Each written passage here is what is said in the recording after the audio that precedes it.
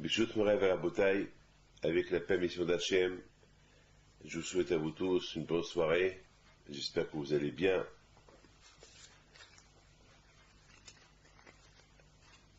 La paracha de cette semaine, c'est la paracha de la Emouna. Et de cette paracha-là, on apprend beaucoup de choses. Que la délivrance d'Hachem, on ne sait pas d'où elle vient. Beaucoup de fois, ça peut arriver que quelqu'un, il est dans la détresse et il ne sait pas d'où ça va venir sa délivrance. À gauche, à droite, devant, de devant, de derrière, il ne sait pas. De tel et tel ou de tel et tel, d'un copain, d'un ami, ça peut être même d'un inconnu. Tout dépend de la émouna de la personne.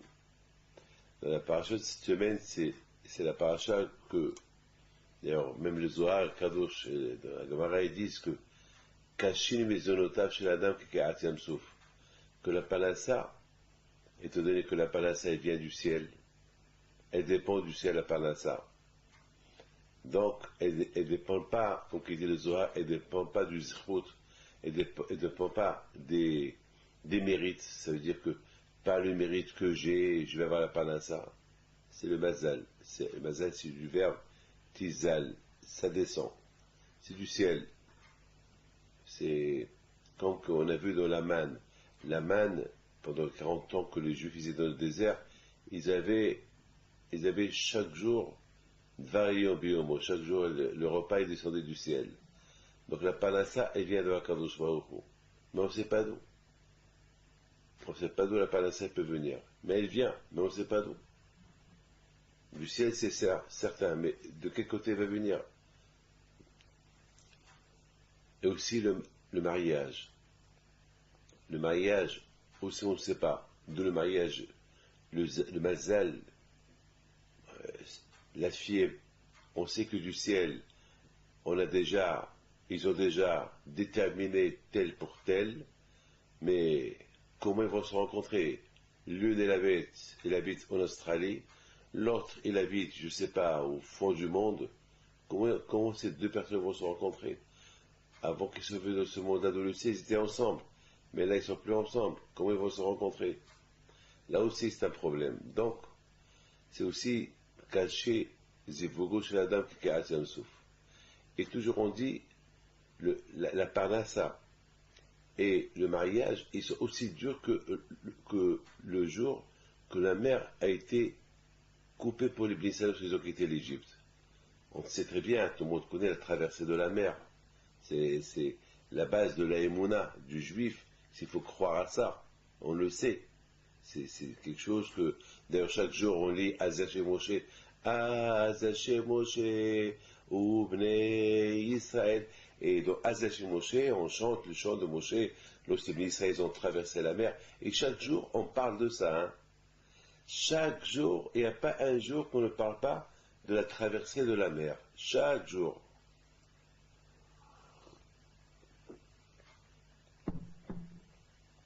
Et pourquoi on parle chaque jour de la traversée de la mer? Ben justement, après je vais vous expliquer. Lorsque les Israéliens sont arrivés, lorsqu'ils ont quitté l'Égypte, à Pessah, et voilà, après quelques jours, Pharaon il regrette. Baï Bishalach, Pharaon est Ta'am. Pharaon il regrette, d'ailleurs c'est la paracha de Bishalach. Pharaon il regrette d'avoir jeté les Juifs de l'Égypte. Alors au départ, dans la Torah, on a vu que Pharaon était tout heureux, tout content de savoir de ce qui s'est débarrassé des Juifs, et là il regrette. Là il voit l'Égypte vide. Vous savez que quand même, hein, imaginez-vous qu'un bon matin on se réveille et on voit Paris vide. Attends, on voit Paris à moitié vide. Ça donne à réfléchir. Où sont partis tout le monde? Où sont partis tout le monde? Vous imaginez l'Égypte de l'époque, Ramsès, Pithom, toutes ces villes-là égyptiennes, les grandes villes, il y avait là-bas des dizaines de millions de Juifs qui travaillaient, soudainement on ne les voit plus. D'ailleurs, on les reconnaissait par leurs vêtements, et là, et les enfants avec l'équipage sur la tête, et Taït Katan, et là on voit plus de juifs. Il n'y avait que des morts. Parce que la dernière plaie, c'était Makat Vechorot. Les 4 Vechorot, il n'y avait pas une maison où il n'y avait pas un mort. J'ai vu hier dans un livre qui dit que Béhémet, les Égyptiens, ils avaient vraiment peur. C'était vraiment catastrophique pour eux. Parce que vraiment, c'était pourquoi? Parce que lorsqu'Hachem a dit qu'il y aura Makat Vechorot, la mort des premiers-nés, ça veut dire, lorsque la Torah dit Loaya Baït Jamet, il n'y avait pas une maison où il n'y avait pas un mort.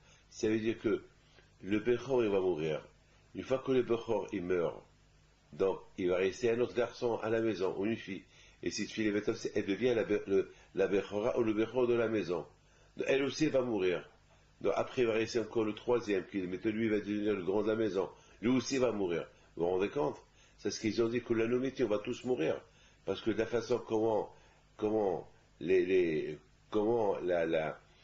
le système est fait, tout Égyptien vont tous mourir. Pourquoi? Parce que Akash dit le grand de la maison. Ben, lorsque le grand de la maison il meurt, après il y a un qui va le remplacer. Le deuxième, il devient le grand de la maison. C'est quelqu'un, il a 10 enfants. Alors le Bechor il va mourir, il va rester 9. Maintenant, celui qui est né après le Bechor, il devient le Bechor de la maison, le grand de la maison, lui aussi va mourir.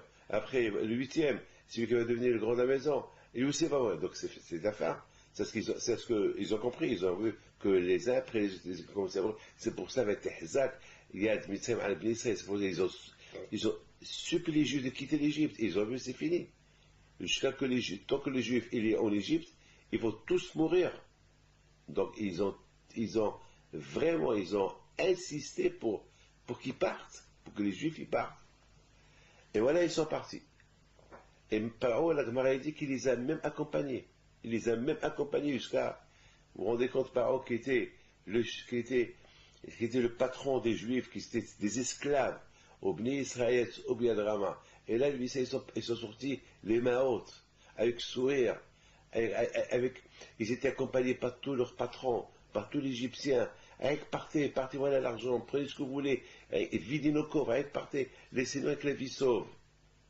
Et Paro lui-même, à pied, il les a accompagnés. Ce Paro-là, le roi, celui qui se prenait pour Dieu, mais c'est de la rigolade. Là, vraiment, les Bnei Israël, ils ont vu qu'Hachem, c'est le patron des patrons. Là, vraiment, ils ont vu qu'Akadosh Baruch Hu, c'est lui le top of the tops. C'est lui, c'est Akadosh Baruch Hu, c'est lui. Enod Melebado. Non seulement les Égyptiens, ils ont compris, c'est Hachem, le patron des patrons, mais ils ont compris aussi que le monde entier,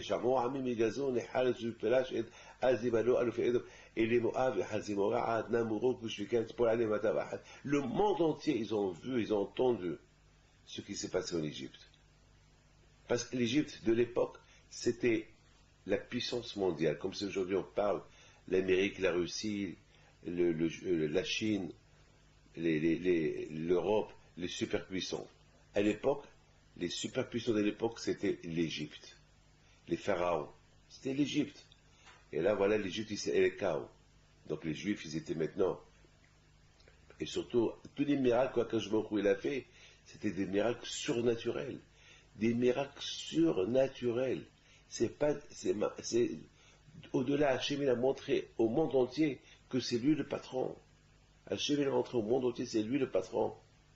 Qu'il n'y a que lui. La Torah elle parle après que une fois que les Israéliens ont quitté l'Égypte, les Pharaons ils regrettent. Et là, on a une question. Là, on a une question. Pourquoi Pharaon il regrette? Je ne comprends pas. Lui-même, il les a accompagnés. Lui-même, il les a suppliés de partir. Attends. Il leur donne, il les laisse partir avec tous leurs biens. Il les laisse partir, il leur ajoute des cadeaux. Ça veut dire qu'ils sont partis pour toujours.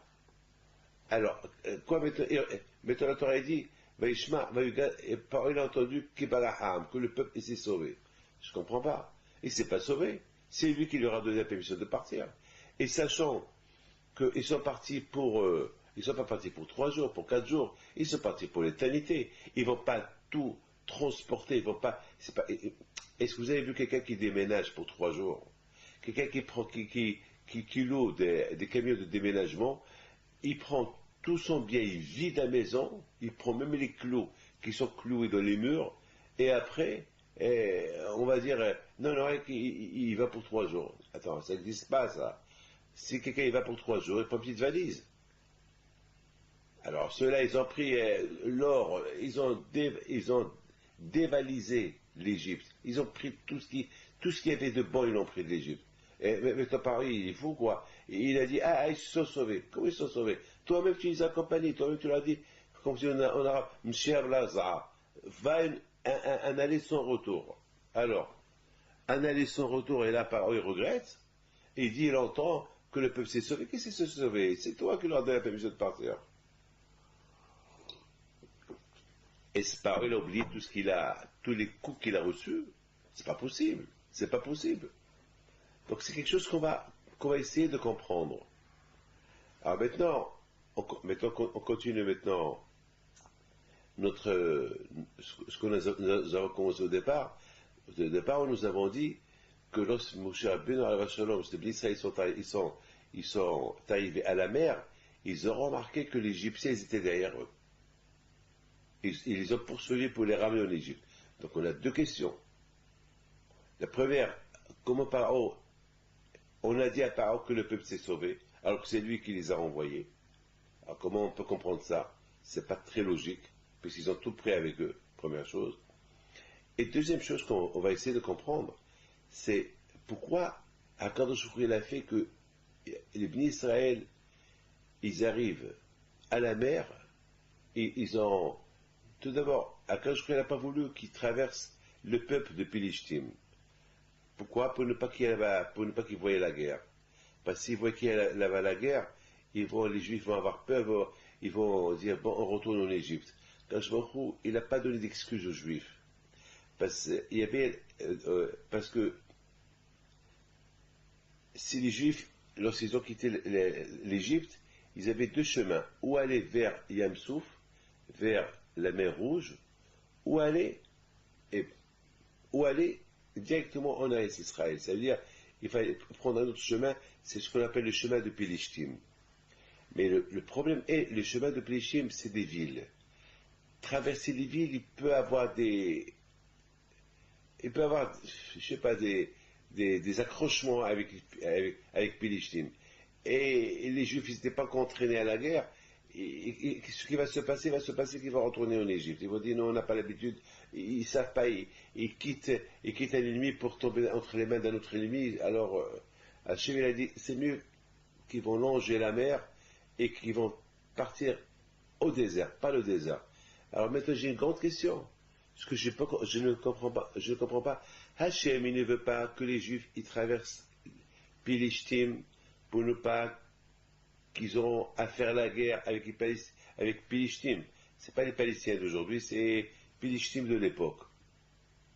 C'est comme ça c'est écrit dans la Torah.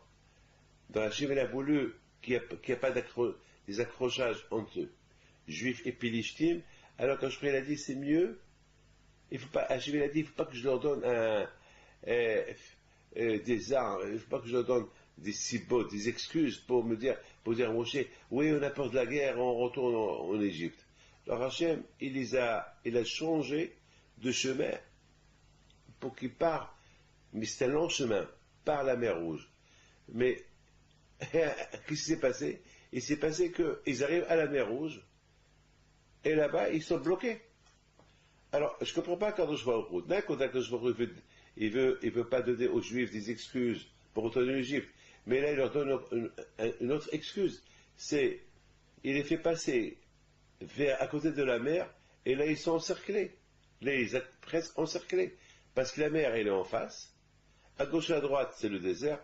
Et derrière, il y a l'Égyptien. Alors, qu'est-ce qu'il a gagné, le bon Dieu, en les faisant traverser en face la mer? Le même miracle qu'il a fait en face la mer, il aurait pu le faire s'il passe à côté de Pilishtim. Parce que, qu'est-ce qui va se passer? Tout le problème est pour ne pas qu'il y ait des contacts entre eux et Pilishtim, pour ne pas qu'il y ait des accrochages.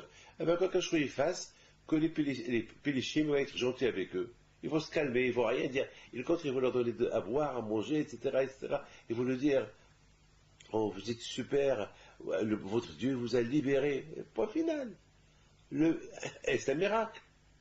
Vous savez, une fois j'avais affaire avec un juge, pas ici en France, quelque part, et parce que j'avais un problème, et je devais le rencontrer.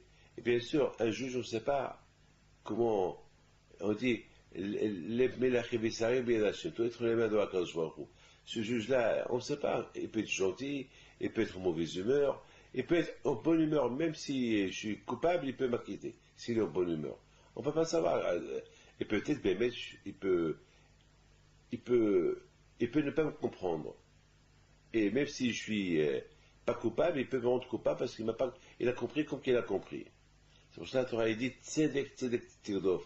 Un juge, il faut qu'il fasse beaucoup attention, parce que beaucoup des fois, ça peut paraître que c'est bidon, et c'est rien du tout, et on peut aller au juge croyant que j'ai rien à me reprocher, et on peut trouver chez Michel que Dieu préserve des accusations terribles, et que Dieu préserve, ça peut être dramatique. Donc on ne peut pas savoir, c'est les choses de la Kadosh Baruch Hu. C'est pour ça qu'on dit, on prie toujours à Kadosh Baruch Hu, qu'on tombe entre les mains des bons. On ne sait pas.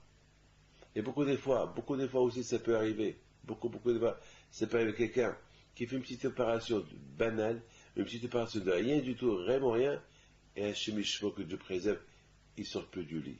Je connais plein. Il y a des gens qui traversent, qui font des opérations très très graves que, a priori, 99% qui ne va pas sortir de son malheur, il va rester vivant. Il va guérir. C'est des choses de Akadosh Baruch Hu. Je n'ai vu plein de ça. Donc, vous voyez, Akadosh Baruch Hu, il peut tout faire, il peut tout. Donc là aussi, Akadosh Baruch Hu. Et alors finalement, je suis parti chez le juge, j'ai prié à Akadosh Baruch Hu. J'ai prié à Akadosh Baruch Hu pour qu'Akadosh Baruch Hu me donne, pour que je m'en sorte. Bon, Hachem, c'était bien fini. Grâce à Dieu, il a bien jugé, c'était le cas était. Et je suis sorti en non-lieu, bon, Hachem, c'était bien. Comme la vérité, c'est pas la vérité, mais que Dieu préserve, parfois ça peut. Donc là aussi, quand je vois au il aurait pu faire que Pilishtim, les Juifs, ils vont traverser Pilishtim, alors Pilishtim est gentil avec eux, il veut bien les recevoir, il veut bien les accueillir, etc. Comme parents qui étaient contre les Juifs, qui étaient leurs patrons, il les suppliait maintenant de partir. Pourquoi? C'est Hachem, c'est quelque chose qui lui a changé son cœur.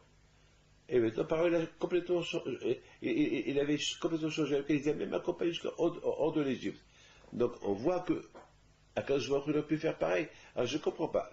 Alors maintenant, on a deux questions. Première question qu'on va essayer de comprendre, c'est quelle est la raison, pourquoi Paro, il poursuit les Juifs. Pourquoi il les poursuit? Avec tout le mal qu'il a eu avec eux, avec tous les coups qu'il a reçus, il n'y a pas une maison, il n'y a pas un mort. Et au lieu qu'il dit merci, au lieu qu'il respire, qu'il souffle, que maintenant les Juifs ne sont plus là, non, il regrette pourquoi il les a renvoyés. Et en plus, on lui dit, ça y est, il s'est sauvé. Le peuple s'est sauvé. Alors que c'est lui qui les a suppliés de partir, c'est lui qui leur a dit de prendre de faire leur déménagement, de prendre tout ce qu'ils ont. C'est lui qui a tout fait. Et maintenant, il regrette. Et non seulement qu'il regrette, on lui dit, tu sais, les Juifs ne retournent plus. Il regrette, il va les poursuivre. Première question. Deuxième question, les Bnei Israël, ils arrivent quand je n'a pas voulu que les Bnei Israël, lorsqu'ils ont quitté l'Égypte, qu'ils passent par la terre de Pilishtim. Pourquoi il n'a pas voulu qu'ils passent par la terre de Pilishtim? Parce qu'il y a la guerre, et là, Hachem, il a eu peur qu'il y aura des accrochages avec les Juifs, ils vont avoir peur, ils vont rentrer en Égypte. Qu'est-ce qu'il a fait Hachem? Il les a détournés, et il leur a fait faire prendre un autre chemin, aller vers la mer Rouge. Mais en allant vers la mer Rouge, il y a eu un problème. Ils sont restés bloqués. Ils sont restés bloqués en face de la mer. Alors, ceux qui ont eu peur, ils ont commencé à crier. Alors, qu'est-ce que tu as gagné à Akadosh Baruch Hu? Là, il crie. Alors, tu n'as pas voulu qu'ils passent par Péliché pour ne pas qu'ils crient là-bas. Ils vont se révolter, retourner en Égypte. Et là, qu'ils arrivent en face de la mer, et ils vont commencer à crier là aussi. Et c'est ce qu'ils ont commencé à faire. Et là, ils n'ont plus quoi faire. Là, c'est trop tard. Là, les Égyptiens, ils sont derrière eux, bien armés. on voyait, il paraît que d'après Hakamim, on voyait la poussière de la cavalerie. C'était des milliers, c'était un monde fou qui est venu avec Pharaon pour les récupérer. Alors il y a un problème, qu'est-ce qui se passe? Alors pourquoi quand je vois tu ne les as pas laissés partir par la terre de Pélishtim? Et là-bas, tu vas donner aux Palestiniens de l'époque que personne les embête. Et ça aurait été bien pour tout le monde.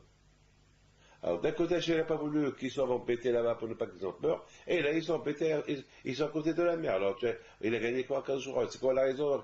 C'est quoi vraiment la raison de la 15 jours? Alors la bouteille, tout à l'heure je vous ai fait comment ça s'appelle, une akdama, une préface, j'ai commencé tout à l'heure. Quand je vois il veut une chose, il veut que le peuple juif, lorsque pendant 1 an, Hachem, il a frappé l'Égyptien avec les 10 plaies, Hachem, il a voulu acheter les Juifs, acheter leur cœur et arriver à Vid'o. Vid'o, c'est connaître. Comme par exemple, moi, je connais mes enfants. Vous allez me mettre 1 milliard d'enfants en face, et je vais reconnaître mes enfants. C'est pas possible que je ne vais pas reconnaître mes enfants sur les milliards d'enfants. Parce que mes enfants, ça fait partie de moi-même. C'est pas possible que je vais me confondre entre celui-là et celui-là. C'est pas possible. Mon fils aussi, il ne peut pas me confondre entre moi et un autre. C'est une chose qui est logique. C'est ce qu'on appelle idéa, connaître. Vous imaginez un bébé. Un bébé, il est toujours avec sa mère. Il va toujours reconnaître sa mère. Toujours il reconnaîtra sa mère.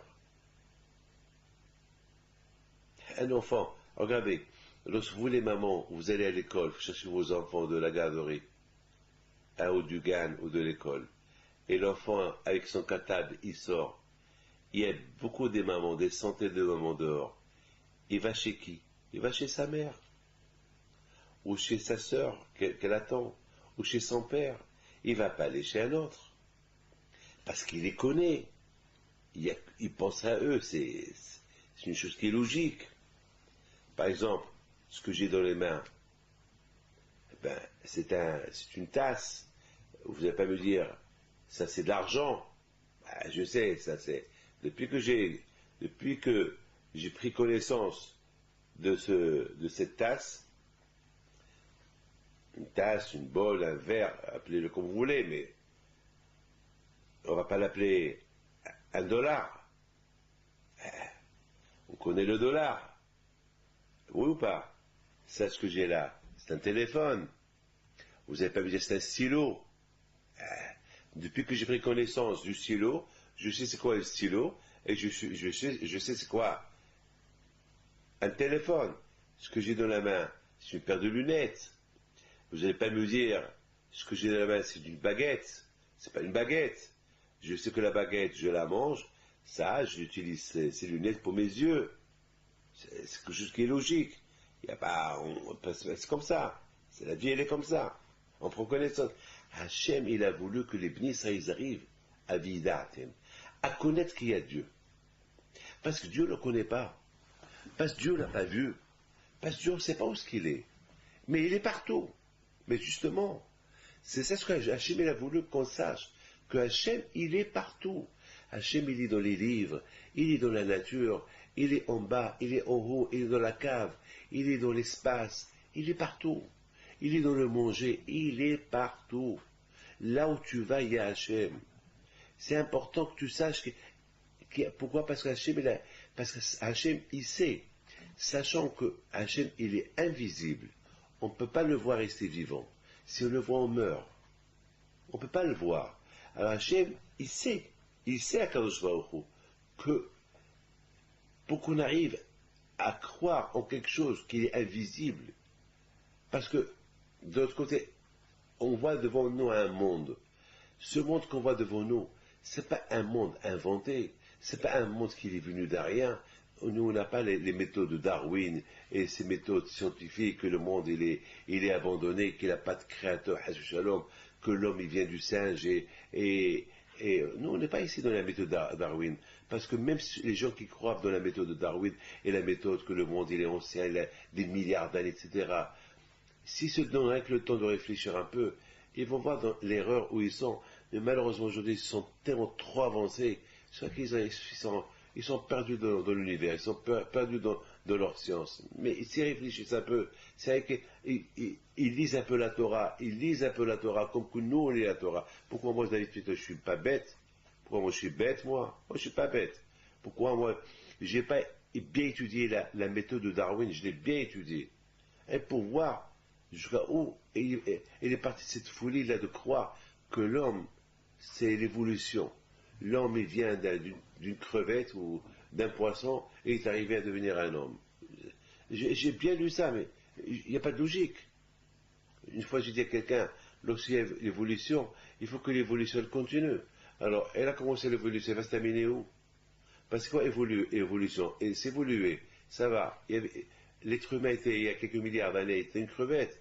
Alors, c'est l'évolution. Il est arrivé maintenant, il a passé des stades de lézards, de crocodiles, de bêtes, après les anciens les hommes préhistoriques, après il est devenu un homme normal, et après il va devenir quoi? L'évolution, il faut que ça continue.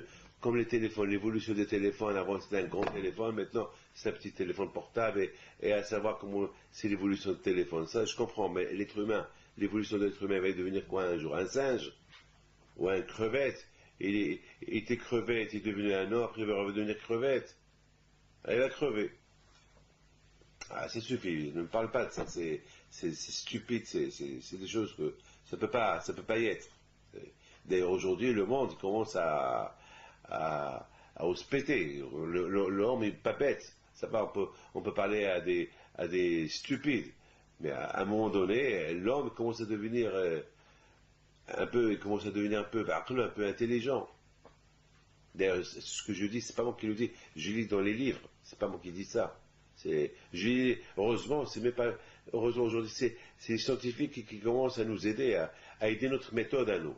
C'est la méthode de la Torah. La méthode de la Torah, c'est l'Emouna, croire en Dieu. Ben justement, quand je vois au il a voulu que les bénis Israël, parce que les bénis Israël, ils étaient en Égypte, ils ont vu Paro. Paro, c'était comme la méthode de Darwin. Paro, c'était la méthode de Paro. Voilà. Paro, à l'époque, il se prenait pour un dieu. Donc tout le monde croyait en lui. Il y avait à l'époque beaucoup de magie. Il y avait des sorciers. Tout se faisait par sorcellerie. Donc les Juifs, ils étaient pendant 400 ans en Égypte, ils sont adaptés aux idées égyptiennes. Donc Hachem, il fallait que Hachem, il leur enlève ces idées égyptiennes. Il faut qu'il leur enlève. Il faut que maintenant les Juifs, ils voient qu'à travers lui. Il ne faut plus qu'ils voient à travers Paro, à travers ses haramim, ses conseillers.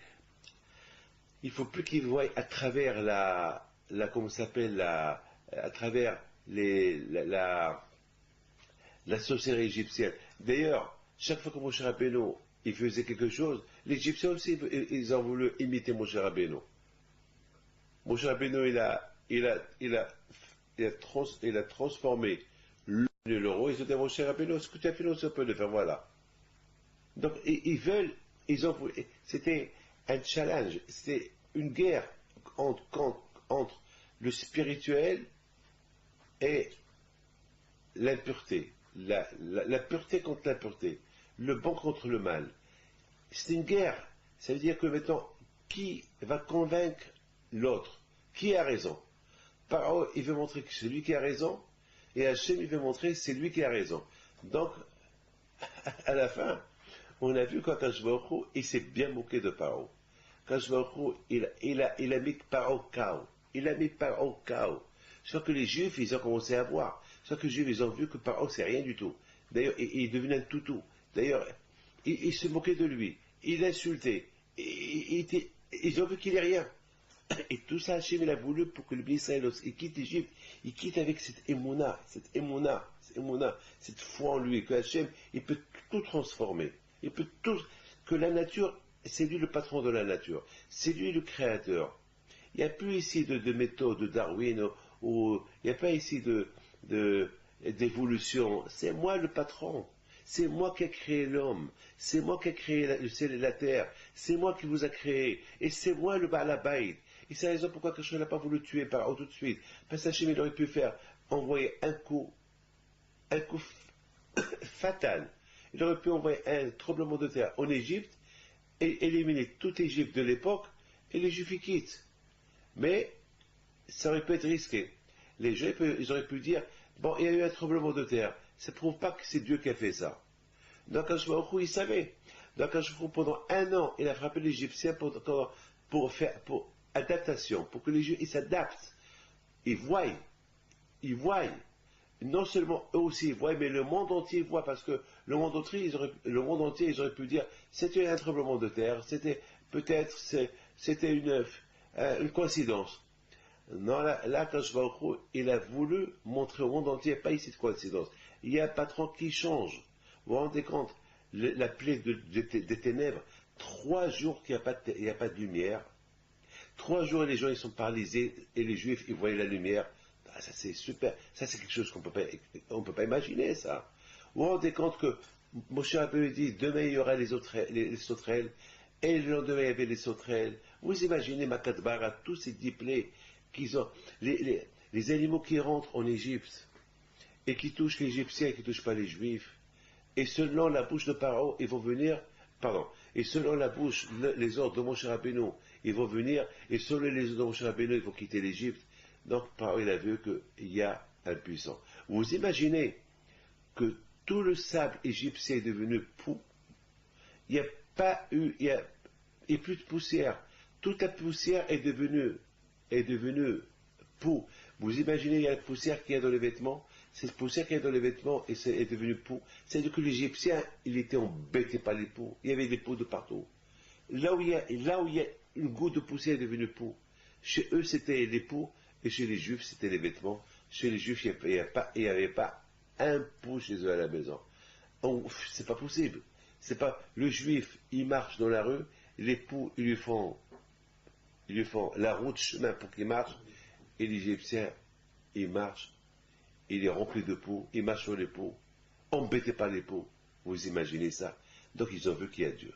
C'est ce que même les Égyptiens, ils ont dit, Etzva Elokimi. Ils ont dit, ça c'est la main de Dieu. Ça y est, on peut plus discuter. Ça c'est la main de Dieu.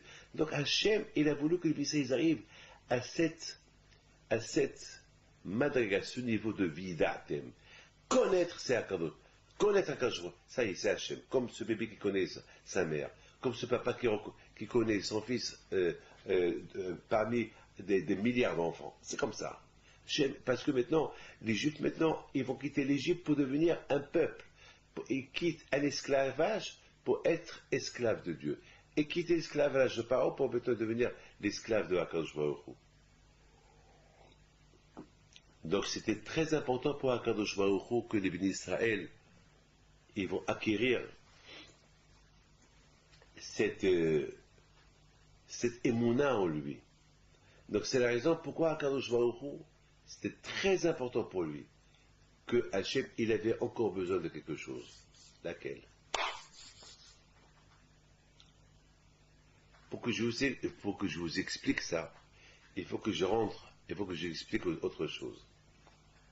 Alors, écoutez bien, après je raconte une super histoire qui s'est passée hier à Paris. Écoutez bien ce que je vais vous dire. Et il s'est passé, déjà il y a une chose qu'on va essayer de comprendre. Lorsque Hachem, il dit à Moshe Rabbeinu, Moshe, Pharaon, maintenant, j'ai endurci son cœur pour ne pas vous renvoyer, mais il reste un dernier coup. Makat Vechorot. Vers minuit, tous les premiers-nés vont mourir. Et chez les Juifs, il y aura la lumière. eux ils vont crier et les Juifs ils vont se préparer pour quitter l'Égypte. Et là, ça sera la libération. Moshe Rabbeinu al-Vachem, il donne à Pharaon cette annonce, cette information. Pharaon, il s'en fout. Au milieu de la nuit, Pharaon, il se réveille, il sursaute de son lit. Qu'est-ce qui se passe? Pharaon, lève-toi, lève-toi. Ce que Moshe a dit, c'est arrivé. Makat Bechorot, elle a commencé. Il n'y a pas une maison, il n'y a pas un mort. Elle est morte. Et maintenant, il y a un délai. Après que le premier est mort, après quelque temps, le deuxième va mourir. Parce que c'est le deuxième, c'est lui qui va devenir maintenant le Bechorot dans la maison. Pharaon, il se lève. Il voit ses enfants morts. Parce que certainement, il avait beaucoup de femmes. C'est le Pharaon. Il a beaucoup des premiers-nés. Et lui-même, c'est un premier-né. Et Rachid dit, Vayakom, Pharaon, Laïla. Pharaon, il s'est levé du lit. Alors tout le monde pose une question, tous les commentaires ils posent une question. Comment un homme, il sait que jusqu'à maintenant, tout ce que Moshe Rabbeinu il a dit, ça s'est réalisé. Moshe il dit, tout ce qu'il dit Moshe, il se réalise. Si Moshe il a dit que ce soir, il y aura le coup de Makat Bechorot, ça va se passer. Comment? Pharaon, il sait qu'il va avoir un coup fatal, il se peut même lui, il va mourir. Comment est-ce qu'il va dormir? Il est parti au lit, il est parti dormir. Il s'est levé du lit. Moi, quand j'ai un problème, je n'arrive pas à dormir. Lorsque, une fois, combien de fois j'ai pris, lorsque j'ai fait des opérations, lorsque un de mes enfants devait avoir une opération, même des opérations banales, mais vous vous rendez compte que je vais dormir? C'est impossible. Réfléchissez-vous. C'est que Dieu présent, on vous annonce, est-ce quelqu'un qui est dans un avion et qu'on lui dit cet avion, il va tomber en plein air, est-ce qu'il va dormir? Non, je parle quelqu'un qui, avant que l'avion décolle, il dit, tu sais que cet avion-là, il va décoller, il va tomber. Est-ce qu'il va prendre cet avion? Mais il est fou. S'il le prend. Et le pilote, il va piloter cet avion. Et qui va monter? Et les stewards, ils vont monter dans cet avion. Mais qui va monter dans cet avion? Quoi, il cherche le suicide? Alors, comment vous comprenez? Pharaon, il sait qu'à minuit, il y aura le coup fatal.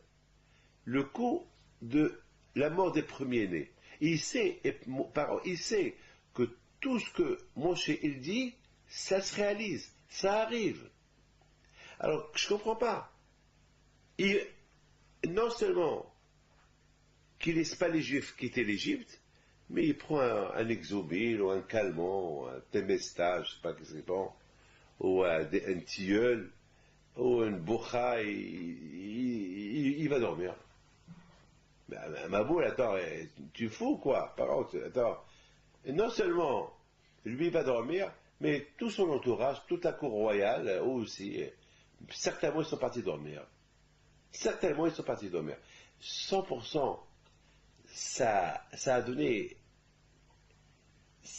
donne à réfléchir. Parce que ce genre de comportement, c'est anormal. C'est pas normal. Donc, comment on peut comprendre ce comportement qui n'est pas normal? Comment? Ah ben, il faut savoir une chose. Que ça aussi, Hachem, il a voulu donner un enseignement aux Juifs. Un enseignement de Emouna aux Juifs. Oui, mes enfants. Parce que vous vous êtes tous rendus compte que le Juif, il est têtu. Il faut savoir une chose, que être têtu, c'est pas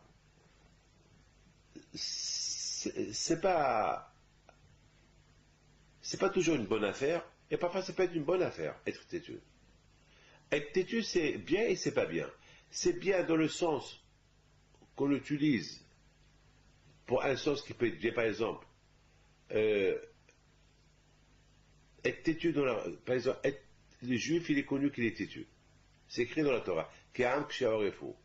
Ben, être têtu dans le sens de, sachant que parfois on nous dit sale juif dans la rue, combien de fois j'ai reçu des crachats sur moi. Combien de fois je passe, il y a quelqu'un qui fait et après il me regarde. On vient me dire sale juif. Qu'est-ce que je fais? Rien du tout. Rien du tout. Ben, j'aurais pu me révolter. J'aurais pu me bagarrer avec lui. J'aurais pu moi aussi lui rendre le coup, ou bien cracher sur lui. Je ne réponds pas. J'aurais pu dire, bon, c'est ça la religion juive, pourquoi je vais exposer ma religion devant tout le monde avec ma barbe et mon chapeau? Je me rase la barbe, et je lève mon chapeau, et je passe incognito. Comment tu t'appelles? Je m'appelle Pinto. Eh ben, Pinto, ils peuvent dire, eh ben, c'est espagnol, c'est portugais. Le nom Pinto, il y a beaucoup de non-juifs qui s'appellent Pinto. Il y a aussi beaucoup de banques, il y a une banque Pinto. Donc, je passe inaperçu. Parce que Pinto avec une barbe et un chapeau, ça fait juif. Ça fait plus non-juif. Donc, j'aurais pu. Donc, mais je suis têtu. Je suis têtu pour respecter les mitzvot. Avec toutes les difficultés parfois que j'ai pour faire mitzvah, eh ben, je m'entête pour la faire. Beaucoup de fois, parfois j'ai des épreuves comme tout le monde d'ailleurs, faire ou ne pas faire, eh ben, je m'entête, non, il faut que je la fasse. Pour l'éducation des enfants aussi, je m'entête à donner une bonne éducation aux enfants. Et je lâche pas. Donc, il y a être têtu. Être têtu, c'est bien, mais il y a aussi être têtu, c'est pas bien. Par exemple, je suis en bagarre avec ma femme, ou avec mes enfants, ou avec un ami. Ça y est, c'est pas la peine de rester têtu. Ça y est, parfois il faut savoir alléger, parfois il faut savoir se calmer. Il faut pas s'entêter. Non, je veux pas le parler. Non, je t'en prie, fais la paix avec lui. Non, je veux rien savoir. Non, c'est pas. Vous savez, justement, Hachem il a voulu qu'on arrive à un point de connaissance à Hachem que tout ce tout ce qui peut être lié avec Hachem, qu'on ne va pas, qu'on s'entête pas à faire le contraire. Parce que le Satan, il est extraordinaire. Nous, on voit la vérité, le Satan, il veut nous montrer une autre vérité. Alors, parfois, on va flipper. Parfois, on va commencer à on va prendre un mauvais chemin. Et après, il va venir un rabbin, il va nous mettre dans le bon chemin. Alors, il ne faut pas être têtu. Le chemin, il est comme ça. Il ne faut pas dire non, non, ça y est, c'est parfois dans la vie, il faut savoir se calmer. Il faut savoir quand être têtu, il faut savoir quand ne pas être têtu. Il faut faire un tri. Être têtu, parfois, c'est bien. Être têtu, parfois, c'est pas bien. Donc, il faut savoir quand utiliser le mot, la tactique d'être têtu, et quand il faut savoir ne pas être têtu. Lorsqu'il s'agit de la paix, le shalom, et comprendre le prochain, ne sois pas têtu. Calme-toi. Ne sois pas têtu. Lorsqu'on te dit ça c'est péché, et ça c'est péché, et non, tu t'entêtes, tu fais le contraire. Non. Tu connais la vérité. Pourquoi tu fais le contraire? Pourquoi tu es têtu? Pourquoi tu es têtu? Je dis à un enfant, allez, arrête de fumer. Et lui, il est têtu. Et sachant que c'est mauvais pour lui. Et lui, il est têtu. C'est mauvais pour toi. Il faut savoir. Pharaon, il connaît la vérité. Il est têtu. Il s'entête. Être têtu. Têtu, c'est du verbe de la tête. Au têtu, c'est du verbe têter. Un enfant, lorsqu'un enfant il tête, c'est sa vie. Mais parfois, être têtu avec la tête, aussi têtu, c'est aussi du verbe tuer. Être têtu parfois dans le mauvais sens, ça peut tuer. Ça peut tuer. Tout vient de la tête. Et juste ça, c'est la raison pourquoi quand je fais la boule que d'Israël, il aura bien fait comprendre des choses pour que le mot être têtu, il ne va plus exister chez eux. Parce qu'il y a la vérité. Lorsqu'on connaît la vérité, on ne peut pas être têtu. On est têtu, on a un doute. On peut être têtu. Mais il n'y a pas de doute, il y a la vérité. La vérité, elle est là, elle est éclatante pour être têtu. Pharaon, il connaît la vérité. Il est têtu. Et c'est ce qu'Hachem a voulu montrer aux Juifs. Vous voyez les Juifs. Pharaon, il ne veut pas chercher la vérité. Il cherche la vérité, mais après, il cherche son propre orgueil. Il veut être têtu. Parce que lorsqu'on connaît la vérité, ça y est, il faut se calmer. C'est pas la peine de chercher des réponses, de chercher pour te donner raison. La vérité, elle est là. Par exemple, moi je dis, ça c'est noir. Toi tu dis, ça c'est blanc. Après je te prouve A plus B que c'est noir. Tu commences à croire, tu me dis, bon, peut-être tu as raison. Après, qu'est-ce que j'entends? J'entends que lui, encore commence à dire, non, c'est noir. Alors comment je dis, c'est blanc? Je répète, moi je dis c'est blanc, lui dit c'est noir, et je lui prouve A plus B que c'est blanc. Après, je vais le convaincre. Il va me dire, bon, c'est bon, il est blanc, d'accord. Et après, qu'est-ce qu'il fait? Il rechange d'avis. Non, non, non, je ne crois pas que c'est blanc, c'est noir. Alors, ça suffit. Ben justement, ça, ce qu'Akadosh Baruch Hu, il a voulu que les bénis Israël, ils arrivent.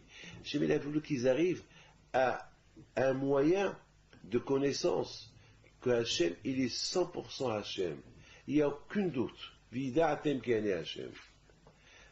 Hachem, il leur a fait comprendre comment il sait faire la différence entre ça et ça. Hachem, il leur a fait montrer que c'est le propriétaire, celui qui change la nature. Hachem, il a tout montré. Pour que l'Israël, en plus, il leur a montré que Paro, c'est nul. Il est nul. Qu'il n'y a que lui. Et aussi, Hachem, il leur a montré, ne soyez pas têtus. Ne soyez pas comme Paro qu'il est têtu. Il voit la vérité, et voilà. Il admet la vérité, et après il change. Sachant qu'il recevra un coup.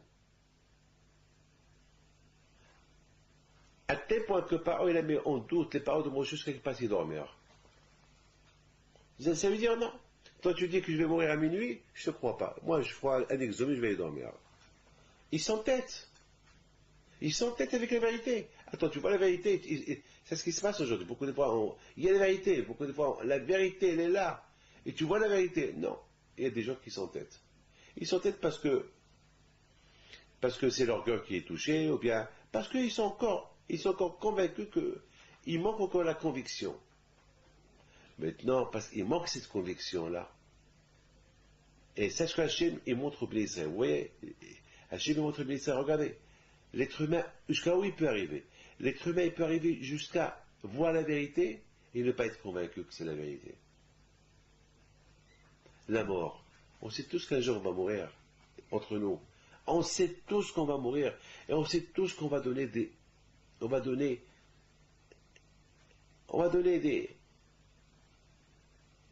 comptes à Dieu. On le sait. Un juif, il va donner des comptes.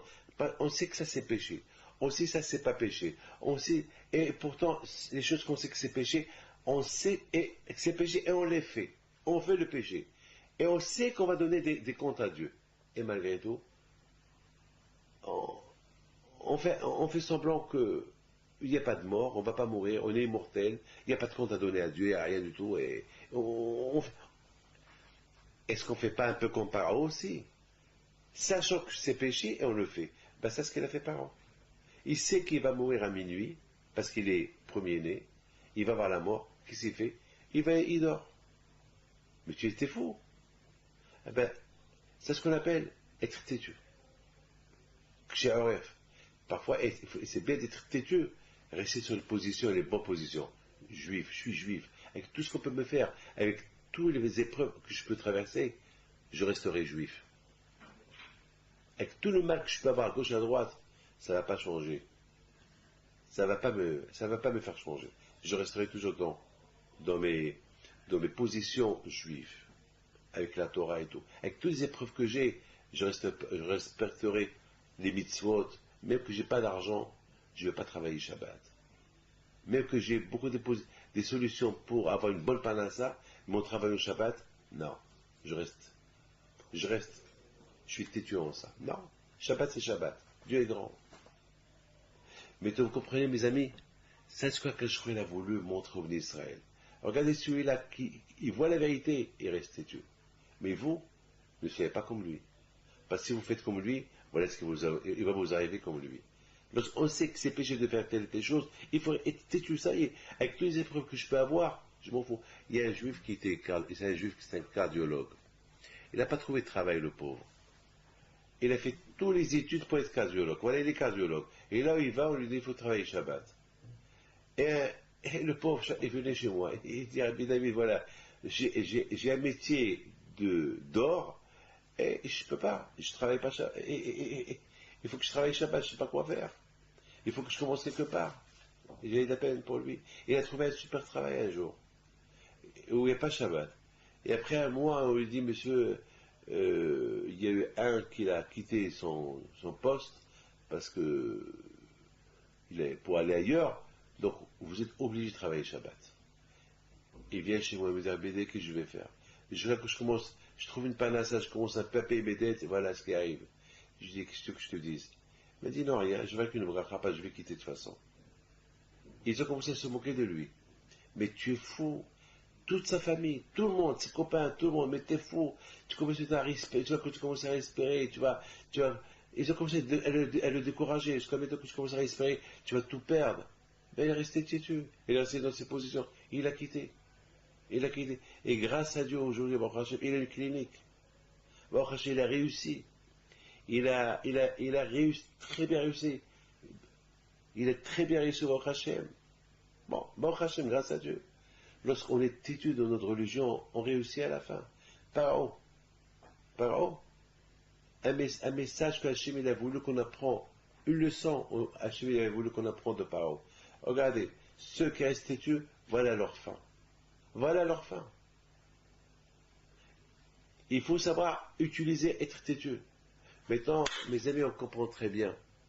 Ça, c'était une leçon que Hachem il a voulu aussi, parce que c'est important, que ça fait partie du package. Ça fait partie des leçons que Hachem, il enseigne aux Blissaires pour qu'ils le connaissent un peu plus, un peu mieux.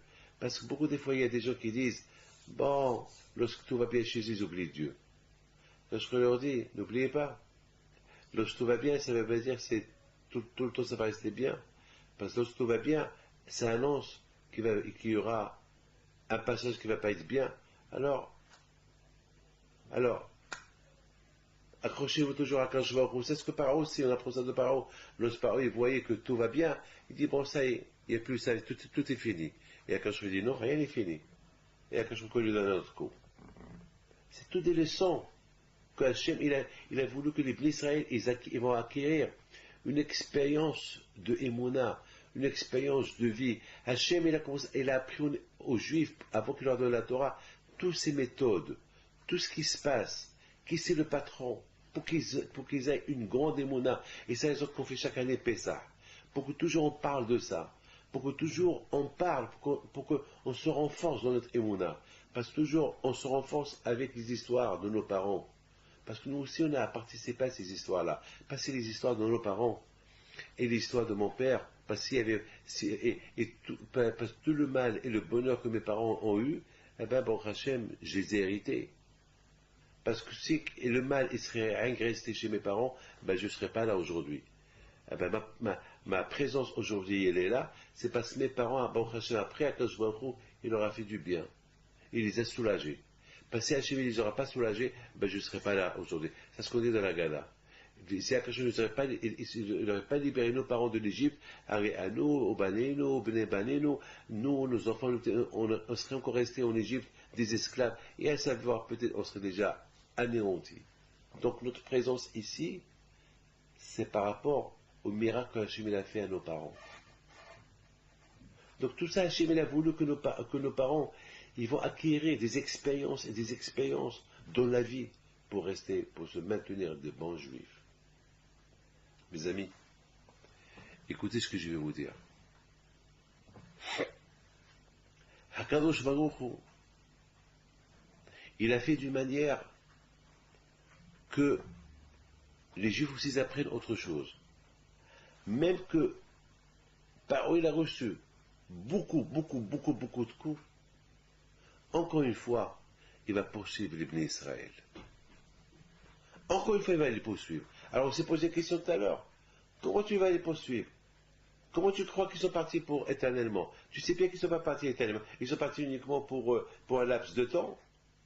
Pourquoi tu crois qu'ils sont partis pour un laps de temps? Ils sont partis éternellement. Non, par il dit non, non, moi je crois qu'ils sont partis pour 3. Quoi? Ils vont faire tout ce déménagement là pour 3 jours? C'est pas possible. Qu'est-ce qui se passe? Pourquoi Paro il prend encore son armée pour aller poursuivre l'Église? Il est quoi? Toi, Paro, tu vas affronter mon cher Rabbeinu encore, mon cher Aaron, avec tous les coups qu'il t'a donnés, tu veux les affronter, tu veux ramener encore mon cher Aaron, mais ils vont te tuer. Et Paro, il continue. Bon, la Torah dit qu'Hachem, il a endurci le corps de Paro. Mais pourquoi il a endurci le corps de Paro? Parce que Paro, il lui manquait encore une conviction. Ou bien, je pense quelque chose comme ça. Moi, je pense, la raison pourquoi Akadosh Baruch Hu, il a endurci le corps de Paro pour descendre, pour quitter l'Égypte, et essayer de ramener les Juifs une autre fois, et qu'Akadosh après, il va se venger de une fois pour toutes dans la mer, c'est parce que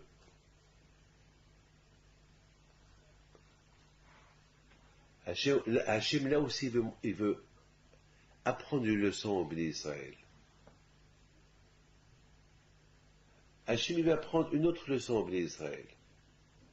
C'est quoi la leçon que je vais apprendre au béni Israël? Que celui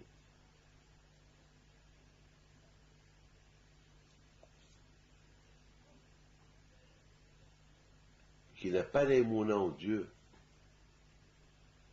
ceux qui ne se travaillent pas dans le judaïsme,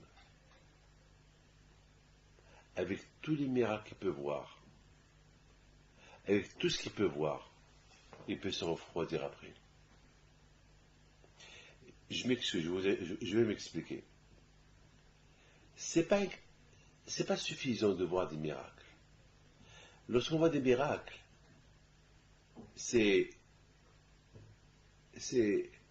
comme pour nous donner à réfléchir qu'il y a un créateur qui a fait ce miracle. Moi, j'ai vu des médecins qui ont vu des miracles. Est-ce qu'ils croient en Dieu? Ils sont restés toujours froids. Ils ont dit, on a vu des miracles. Il y a une femme qui a eu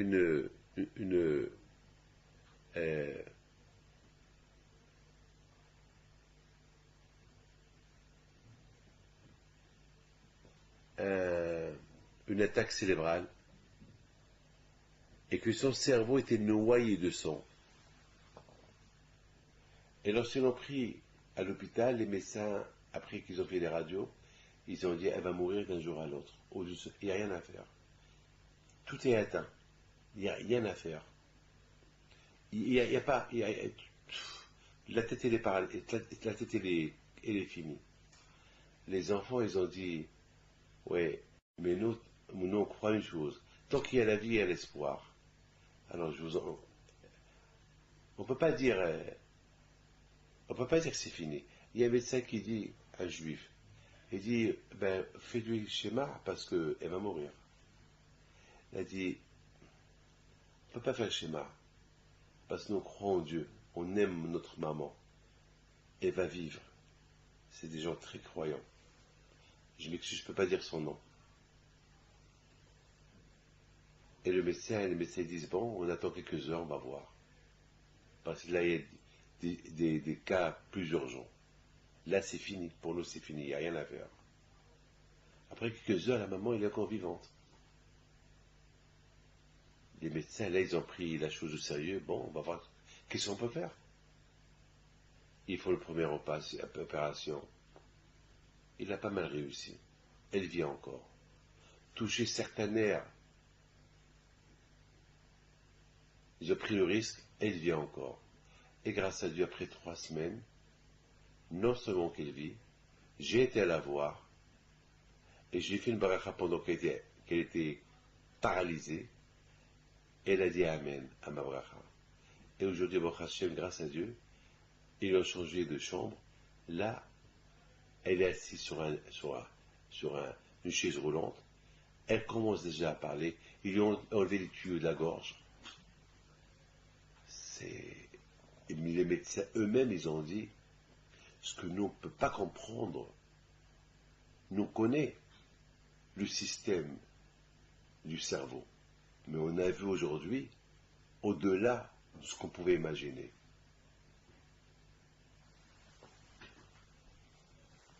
Ils ont vu des miracles, hein.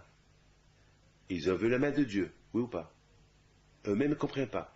Est-ce qu'ils ont changé? Est-ce qu'ils mangent cachère encore? Non. Alors à quoi ça sert? Akadosh Baruch Hu, il te montre des gens qui sont croyants, qui disent, faites votre travail et votre travail, nous on prie à Dieu. Au départ, vous n'allez pas vous le croire. Et Hachem, il a fait des miracles. Alors, vous avez vu ces miracles-là? Alors, faites Teshuvah. Non, les médecins sont restés les mêmes. Exactement ça par an. Avec tous les miracles qu'il a vus, il a admis c'est des miracles, mais il n'a pas changé. Donc, Akadosh Baruch Hu, il a endurci son cœur pour lui donner, parce que le fait qu'il est resté faible avec tout ce qu'il a fait, eh ben, indirectement, il va affaiblir les Juifs. Parce que les Juifs, eux, ils disent, pourquoi nous, avec tout ce qu'on a vu, on est obligé de croire en Dieu, et celui-là, avec tout ce qu'il a vu, il est resté parent. Quelle est la raison? Donc ça peut porter préjudice aux Juifs. Ces Juifs-là, maintenant qu'ils reçoivent la Torah c'est dur c'est dur d'accomplir la Torah. Ils risquent de se dire, alors, avec tout ce que nous on a vu, on a été convaincus, et lui, Paro, et sa cour, avec tout ce qu'ils ont vu, ils n'ont pas été convaincus. Pourquoi? Alors quoi? Alors, ça veut dire qu'il y a une force qui est quelque part qu'on ne comprend pas, qu'elle met en doute l'existence de Dieu. C'est dur ce que je dis, hein. C'est la raison pourquoi Akadosh Baruch Hu, il a endurci le corps de Pharaon. Pourquoi Akadosh Baruch Hu montre aux Juifs, vous voyez, celui qui l'endurcit sans que jusqu'à la fin, voilà ce que je lui ai fait. Ça veut dire que être têtu, il y a une limite. Être têtu, il y a une limite. Être têtu dans le mal, il y a une limite. Et c'est la raison pourquoi Akadosh Baruch Hu, il a endurci le corps de Pharaon pour poursuivre les Juifs et les faire noyer dans la mer. Et là, Pharaon, il a fait Teshuvah. Et là, les Juifs, ils ont dit. C'est là que les Juifs, ils ont dit, ah, Zachim Moshe, ils ont commencé à donner des éloges à Akadosh Baruch Hu. Et là, ils ont compris que, une fois qu'on connaît Akadosh Baruch Hu, on n'a pas intérêt de chercher autre chose, parce que si on cherche autre chose, ça peut que faire du mal. Et maintenant, on comprend pourquoi Akadosh Baruch Hu, il a voulu que les Juifs, ils passent pas par le chemin de Pélishtim. Hachem, il a voulu que les Juifs, ils passent par le chemin de la mer. Pourquoi? Parce qu'il a voulu, justement, que les Bnissins, ils arrivent à une conclusion.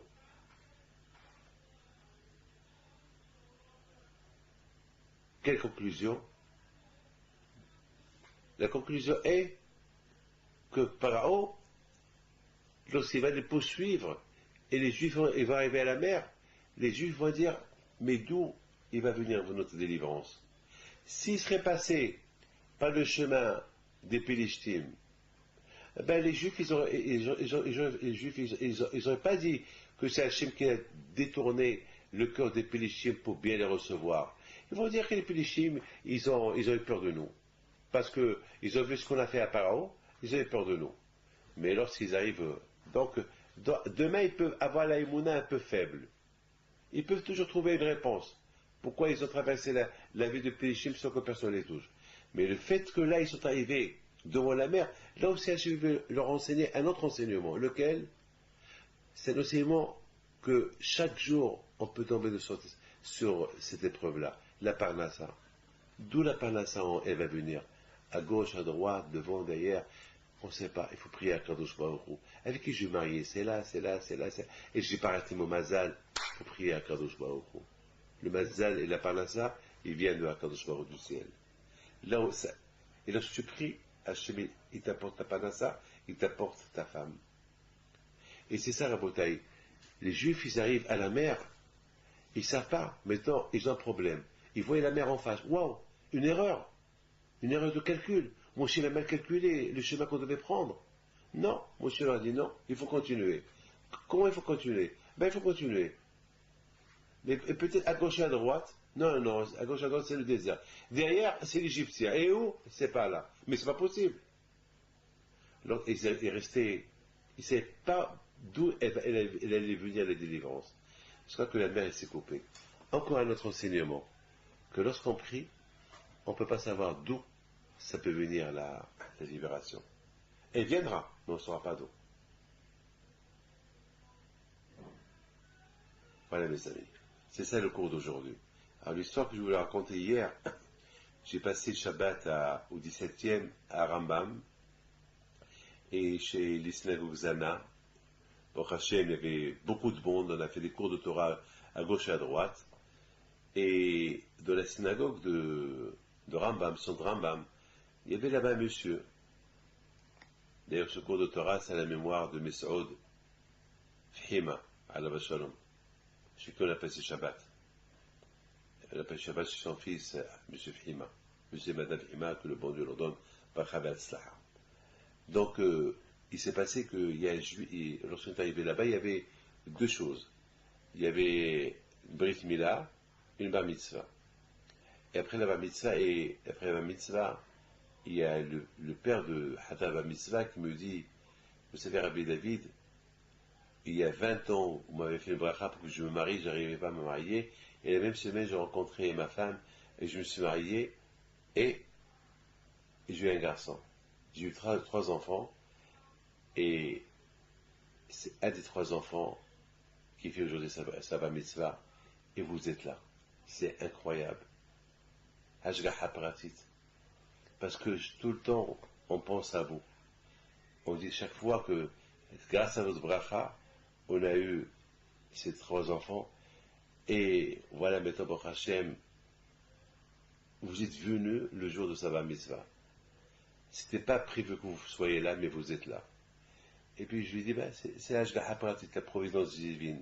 Alors je dis, puisque je suis là pour la bar mitzvah de ton fils, qui est venu grâce au bracha de Rabbi Hin Pinto, que toi tu t'es marié, donc il faut se renforcer dans la Torah. Voilà mes enfants, que le bon Dieu vous protège, je vous donne à vous tous, une bonne santé, Amen.